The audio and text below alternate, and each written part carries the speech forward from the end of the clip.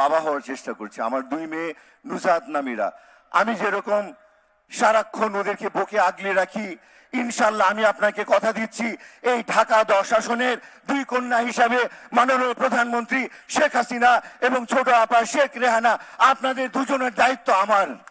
আমি আপনাদেরকে এই এলাকায় দেখে শুনে রাখবো ইনশাআল্লাহ। দর্শক সবাইকে শুভেচ্ছা মোবারকবাদ। তো দর্শক, আপনি শুনলেন চিত্রনায়ক ফেরদৌসের কথা।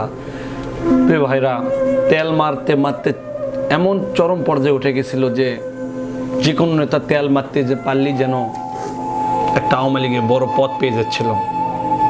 আজ কোথায় চিত্রনায়ক যে ফেরদৌস যা বারবার বললেন যে আমার 2 মেয়েকে যেভাবে আগলে রেখেছি, আমি মাননীয় প্রধানমন্ত্রী এবং তার বোন শেখ রেহানাকে বুকে আগলে রাখবো।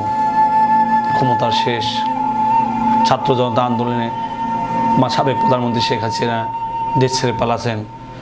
ফেরদৌস, চিত্রনায়ক ফেরদৌস কোথায়? তো বাংলাদেশে বিগত 16টা বছর আমরা যেটা দেখেছি সেটা হলো তেলের রাজনীতি। যে যত প্রশংসা করতে পারবে, যে যত সরকার, এই আওয়ামী লীগ সরকারের প্রশংসা করতে পারবে, সে তত দ্রুত উপর দিকে উঠতে পারবে এবং দুর্নীতি করে। একটি প্রথম আলো একটি অনুষ্ঠানেতে চিত্রনায়কের পূর্ণিমার সাথে তিনি একটি কথা বলেছিলেন, বলা যায় না মনোনয়ন পেতেও পারি।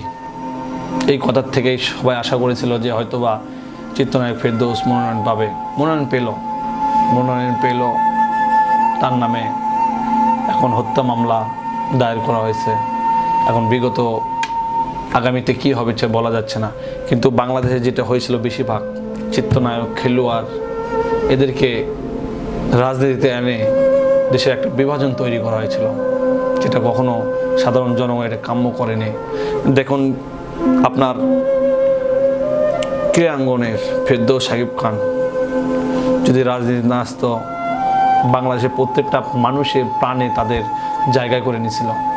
যখন তারা একটি দলের দিকে চলে গেল, অপর দল তাদেরকে ঘৃণা করতে শুরু করলো। আর এই ঘৃণা করার পিছনে তাদের কিছুটা দোষ ছিল, বা আওয়ামী লীগ সরকার তাদেরকে টেনে নিয়েছিল। যেটাই হোক, আপনার পাইলটের কথা শুনছিলেন যে তাদেরকে টেনে নেওয়া হয়েছিল। বাংলাদেশ সরকার, আওয়ামী লীগ সরকার হয়তো চেয়েছিলেন যে যারা একটু সেলিব্রিটি সিস্টেম, তাদেরকে যদি আমরা নিয়ে আসতে পারি তাহলে বহির্বিশ্বে আমরা দেখান পারবো যে বাংলাদেশে সেলিব্রিটিগণ যারা বিশ্বের খুব সুনামধন্য ব্যক্তি, তারা বাংলাদেশ আওয়ামী লীগের পক্ষে আছে। এর প্রেক্ষিতে চিত্রনায়ক ফেরদৌস যে বাংলাদেশের সকলের প্রিয় একজন নায়ক, সেই হঠাৎ বৃষ্টির থেকে তার ছবি দেখা হয়, সবাই জানতো খুব ভালো না। যখন তিনি রাজনীতি চলে গেল, ছাত্র আন্দোলন, জনতা যে আন্দোলন চলতেছিল, আন্দোলন চলাকালীন বিভিন্ন সময় বিভিন্ন জায়গায় বিভিন্ন ছাত্রদের গুলি করে মারা হলো, তখন তাদের কোনো রেসপন্স নাই। তারা এই হত্যার পেছনে বা হত্যার পক্ষে বা কোটা আন্দোলনের পক্ষে কোনো স্টেটমেন্ট দিল না। তখন ছাত্র জনতা তাদেরকে দূরে সরে দিল। এখন আপনারা দেখলেন যে এক সময় তারা খুব চরম পর্যায়ে তেল মারা শুরু করত। যে তেল মারা এখন হারে হারে টের পাবে। দেখুন, কিছুদিন আগে আমরা খবর বিভিন্ন পত্রিকায় দেখতেছি যে বিদেশ থেকে গাড়ি আনা হয়েছিল, সেই গাড়ি অলরেডি উনি ছাড়িয়ে নিয়েছে, কিন্তু এখন তিনি পলাতক। তিনি নাকি শেখ রেহানা এবং শেখ হাসিনাকে বুকে আগলে রাখবেন তার মেয়েদের মতোই। আজ কোথায়? তেল মারা রাজনীতি বন্ধ করতে হবে।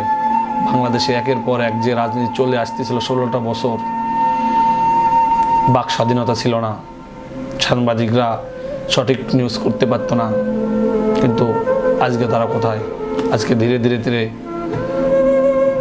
তারা ক্ষমতাচ্যুত হওয়ার পরে তাদেরকে এখন খুঁজে পাওয়া যাচ্ছে না। কিন্তু এটাই বাস্তবতা। আগামীতে যদি কোনো সরকার আছে, তারা যদি মনে করে যে না, আমরাও চিরস্থায়ী, আর কোনো সরকার আসবে না, আওয়ামী লীগ জীবনে আসতে পারে, ভুল। আবার কিছুদিন পর জনগণ আপনাদের প্রতি মুখ ফিরে নেবে, আবার আরেক সরকার আসবে, এইভাবেই বাংলাদেশটা চলতে থাকবে। কিন্তু মনে রাখতে হবে, কারোর প্রতি অন্যায় জুলুম করা যাবে না। যে দোষী তাকে শাস্তি দিতে হবে। তাহলে বাংলাদেশ অনেকটা এগিয়ে যেতে পারবে আশা করি। তো বন্ধুরা, সবাই ভালো থাকবেন। আমার প্রিয় টিভি সবসময় সত্য এবং বস্তুনিষ্ঠ নিউজ করে থাকে। আমার চ্যানেলকে অবশ্যই ভালোবাসবেন। ধন্যবাদ সবাইকে। আসসালামু আলাইকুম।